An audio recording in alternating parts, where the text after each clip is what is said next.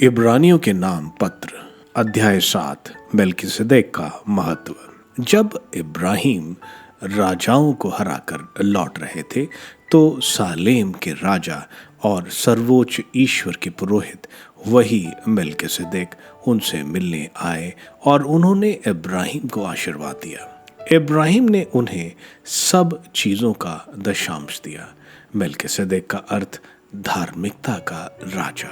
वह सालेम का राजा भी था, जिसका अर्थ है शांति के राजा। उनके ना तो पिता है, ना माता और ना कोई वंशावली। उनके जीवन का ना तो आरंभ है और ना अंत। वह ईश्वर के पुत्र के सदृश है और वह सदा पुरोहित बने रहते हैं। आप इस बात पर विचार करें कि मेल्किसेदेक कितने महान हैं। कुलपति इब्राहिम ने भी उन्हें लूट का दशांश दिया। पुरोहित पदधारी लेवी वंशी संहिता के आदेश अनुसार लोगों से अर्थात अपने भाइयों से दशांश लेते हैं, यद्यपि वे भी इब्राहिम के वंशज हैं। किंतु मेल्किसेदेक लेवी वंशी नहीं थे, तभी उन्होंने इब्राहिम से भी दशांश लिया और प्रतिज्ञाओं के अधिकारी को आशीर्वाद दिया है। अब यह निर्विवाद है कि जो छोटा है वह अपने से बड़े का आशीर्वाद पाता है। इसके अतिरिक्त दशांश पाने वाले लेवी वंशी मरणशील मनुष्य हैं, जबकि मेल्किसेदेक के विषय में धर्म ग्रंथ कहता है कि वह जीवित रहते हैं। यह भी कहा जा सकता है कि दशांश पाने वाले लेवी ने इब्राहिम के माध्यम से दशांश दिया है, क्योंकि जब इब्राहिम से मेल्किसेदेक की भेंट हुई तो लेवी एक प्रकार से अपने पूर्वज इब्राहिम के शरीर में विद्यमान थे। मसीह मेल्किसेदेक की तरह सदा पुरोहित बने रहेंगे। इजरायली प्रजा को लेवियों के पुरोहित के आधार पर संहिता मिली थी। यदि इस पुरोहित्य के माध्यम से पूर्णता प्राप्त हो सकती थी तो यह क्यों आवश्यक था कि एक अन्य पुरोहित की चर्चा की जाए, जो हारून की नहीं बल्कि मेल्किसेदेक की श्रेणी में आ जाएंगे। पुरोहित्य में परिवर्तन होने पर संहिता में भी परिवर्तन अनिवार्य है। जिस पुरोहित के विषय में ये बातें कही गई हैं वह एक अन्य वंश का है और उस वंश का कोई भी व्यक्ति वेदी का सेवक नहीं बना, क्योंकि यह तो प्रत्यक्ष है कि हमारे प्रभु यूदा के वंश में उत्पन्न हुए हैं। और मूसा ने पुरोहितों के विषय में लिखते समय इस वंश का उल्लेख नहीं किया।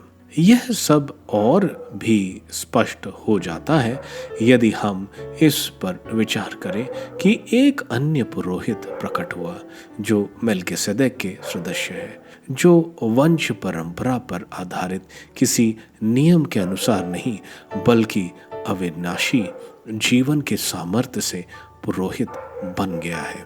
उसके विषय में धर्म ग्रंथ यह साक्ष्य देता है, तुम मेल्किसेदेक की तरह सदा पुरोहित बने रहोगे। पुराना विधान शक्तिहीन और निष्फल होने के कारण रद्द कर दिया गया है, क्योंकि संहिता पूर्णता तक कुछ भी नहीं पहुंचा सकी। हमें इससे अधिक श्रेष्ठ आशा प्रदान की गई है और हम इसके माध्यम से ईश्वर के निकट पहुंचते हैं।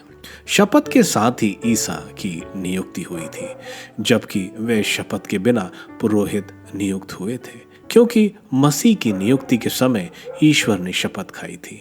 जैसा कि धर्म ग्रंथ कहता है, ईश्वर की यह शपथ अपरिवर्तनीय है, तुम मेल्किसेदेक की तरह सदा पुरोहित बने रहोगे। इस प्रकार हम देखते हैं कि ईसा जिस विधान का उत्तरदायित्व लेते हैं वह कहीं अधिक श्रेष्ठ है। वह बड़ी संख्या में पुरोहित नियुक्त किए जाते हैं, क्योंकि मृत्यु के कारण अधिक समय तक पद पर रहना उनके लिए संभव नहीं। ईसा सदा बने रहते हैं, इसलिए उनका पुरोहित्य चिरस्थायी है। यही कारण है कि जो लोग उनके द्वारा ईश्वर की शरण लेते हैं वह उन्हें परिपूर्ण मुक्ति दिलाने में समर्थ है, क्योंकि वह उनकी ओर से निवेदन करने के लिए सदा जीवित रहते हैं। यह उचित ही था कि हमें इस प्रकार का प्रधान याजक मिले, पवित्र, निर्दोष, निष्कलंक, पापियों से सर्वथा भिन्न और स्वर्ग से भी ऊंचा।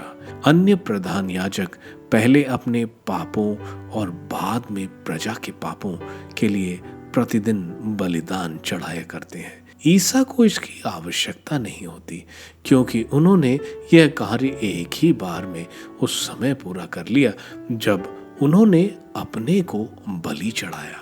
संहिता तो दुर्बल मनुष्यों को प्रधान याजक नियुक्त करती है, किंतु संहिता के समाप्त हो जाने के बाद ईश्वर की शपथ के अनुसार वह पुत्र पुरोहित नियुक्त किया जाता है, जिसे सदा के लिए परिपूर्ण बना दिया गया है।